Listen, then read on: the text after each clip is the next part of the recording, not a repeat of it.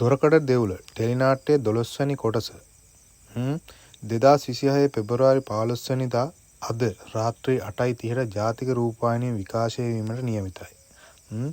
පසුගිය කොටස් සහ පූර්ව ප්‍රචාරක පට අනුව 12 වැනි කොටසේ සිදුවිය හැකි දේ ගැන මෙන්න අනුමානයක්. චුට්ටේ සහ පවුලේ ගැටුම ගත්තාම 11 වැනි කොටසේදී ඇති වූ පවුල් කණ්ඩද?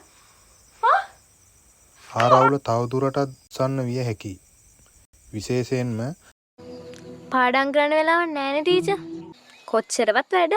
තම පවුල සහ දරුවා ආරක්ෂා කර ගැනීමට උත්සාහ කරන කාන්තාවක් සහ චුට්ටේ අතර ඇති නොසන්සුන්කාරී බව මෙහිදී තීරණාත්මක අඩියකට පැමිණෙනු ඇත. මෑතකදී නිකුත් වූ කෙටි කතා වීඩියෝ වලට අනුව කොටනවා නැන්ද ඔකට.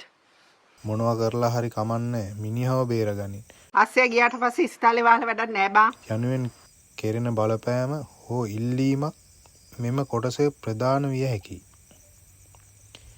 නැටුම් පන්තිය සහ පාසල් පරිසරය ගත්තාම පාසල් ළමුන්ගේ නැටුම් පුහුණුවීම් සහ එම ගුරුවරිය පත්මලා මිස් මුහුණ දෙන අසීරුතා පිළිබඳ වැඩිදුරටත් අවධානය යොමු වනු ඇත. මෙම කොටස විකාශය වූ වහාම ඔබට එය ජාතික රූපවාහිනී නිල YouTube නාලිකාව ඔස්සේ නැරඹිය හැක.